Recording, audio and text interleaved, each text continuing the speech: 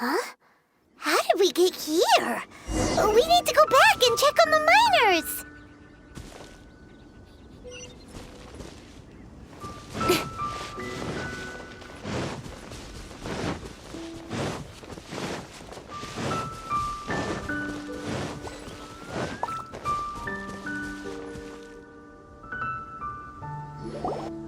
So there you are.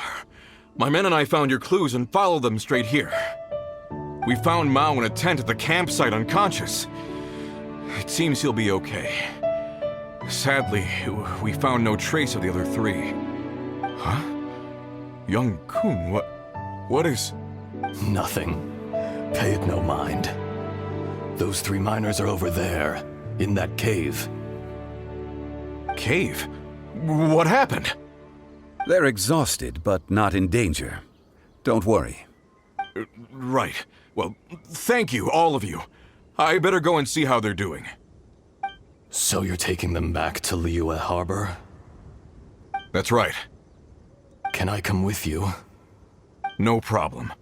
You rescued my men. I'll be happy to assist all of you in any way I can. I'll be back soon. I need to assess their condition. Kunjun, we should be calling you Ezda. You're coming back to Liyue Harbor too, right? Not I. Merely this body. Once I'm gone, the true owner will accompany the miners back to Liyue. Kunjun hails from a family of famous artisans. He too will be famous in time. It would be a shame for someone of his talent to go missing. You always did have a great admiration for blacksmiths. Curious how swords and daggers are blind, yet their creators see so much. Perhaps empathy is mankind's proudest achievement after all. Ezda, I am no longer the Geo-Archon.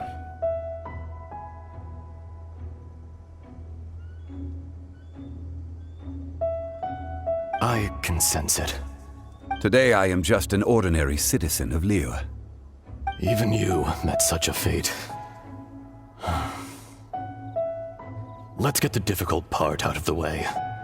I cannot guarantee that I won't be awoken a second time. No matter. If that day comes to pass, Liyue must prepare itself to face you. And how will Liyue fare without Rex Lapis?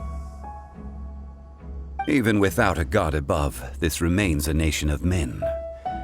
I was once their god. I ought to be here to witness their rise and fall. All life is shaped and then ground away by the endless flow of time. You were always the strongest among us. Yet, it would seem that even you have been eroded. That's unimportant. Fate is ordained by heaven. Even if our mission had already concluded, it would be cowardly not to strike out on the road of departure. You may live forever, doomed to a lonely existence. Yet, even this is temporary. When you reach the end of time, those people, those past and future relationships predetermined by fate, they will be waiting for you. I do not pretend to match your rhetoric when it comes to the subject of a life long lived. I fear that the life of an elemental being is longer than any in this world. Were it not so, you would have killed me long ago, and would not be having to face me again now. You've brought a smile to my face.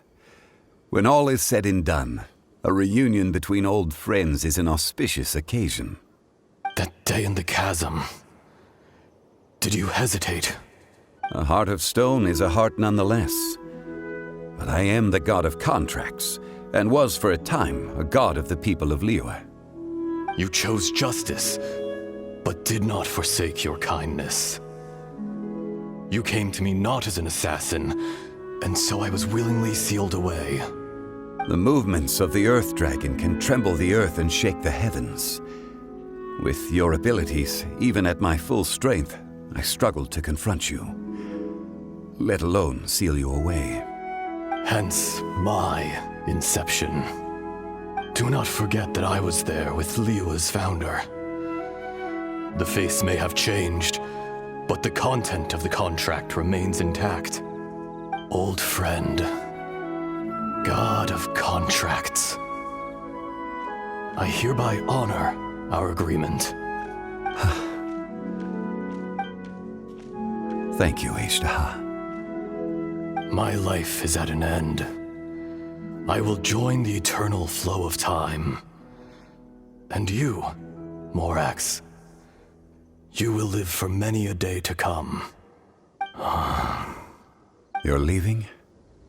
If it is fated, Morax, we will meet again.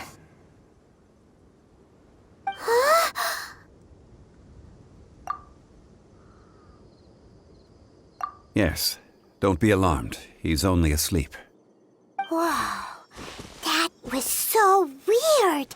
It was like he suddenly became another person. In fact, we have yet to meet the real Kunjun.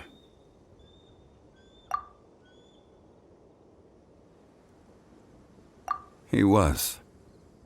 Centuries may have passed since then, but events from 1,000 years ago remain crystal clear in my mind.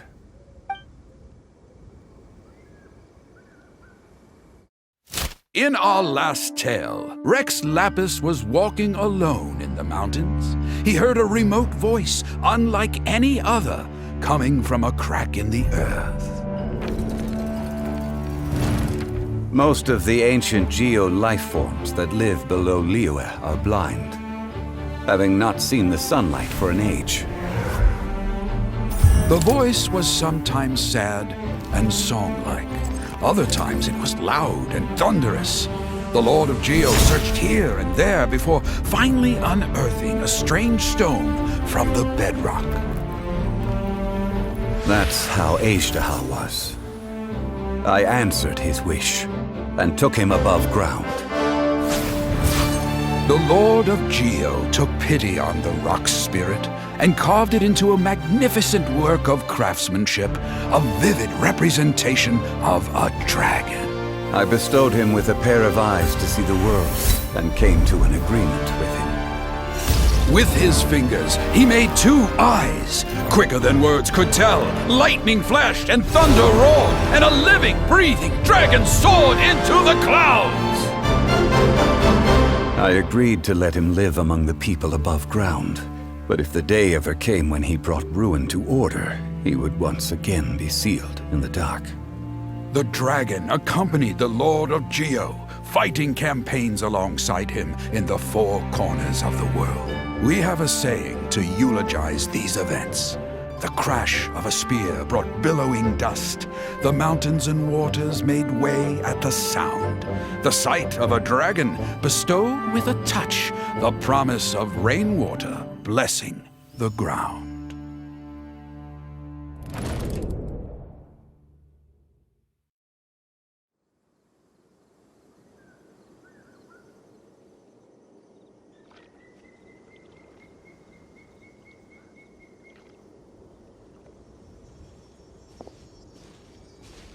A 1,000 years ago, Ashtaha attacked the chasm.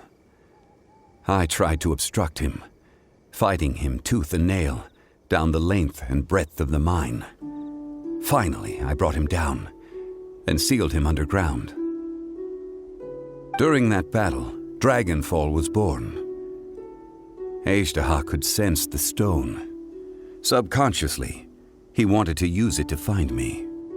Despite being the victor, I could not claim to be stronger than he, and in his heart, he still retained an ounce of goodwill towards me, towards Liyue, towards life above ground. He was willing to be sealed away, but as the erosion set in, he forgot. Even I cannot avoid it, but there is something I understand better than most. When the door opens, it is time to leave. The greater the power, the greater the danger erosion may bring about. The millennia may come and go, but even a stone may tire. Personally sealing away an old friend. This is just one form of erosion I have endured. People abandon and surrender the things they love to pursue the right path. Perhaps this is the erosion imposed on me by the natural order of this world. That I was a god of mankind. My identity may change, but my eyes will bear witness to the history of humanity. You still care a lot about Liyue. Call it part of my duty. I must thank you both. No worries.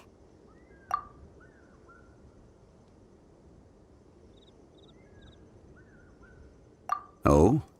About what?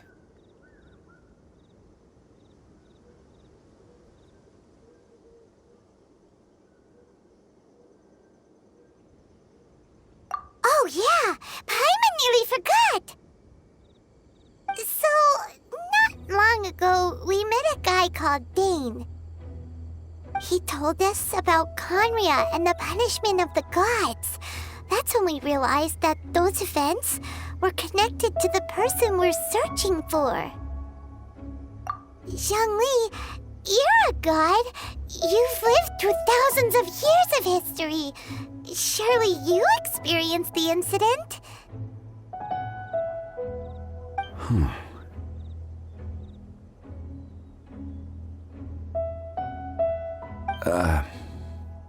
I cannot say.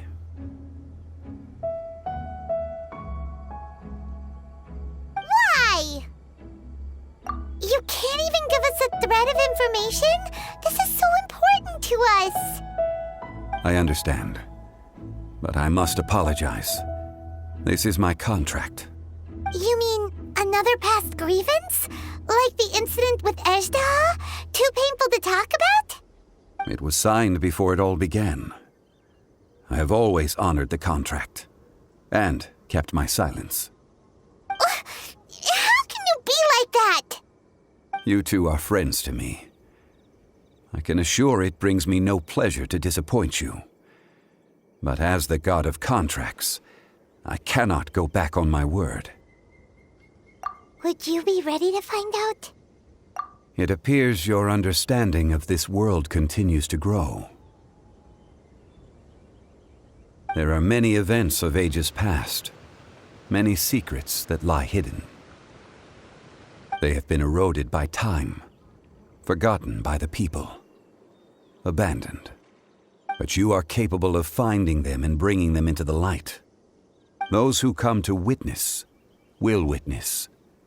Those who are born to remember will remember. If you take the same road as that person, there may be more difficulties ahead. But as long as you firmly believe that you are on the right path, everything has meaning.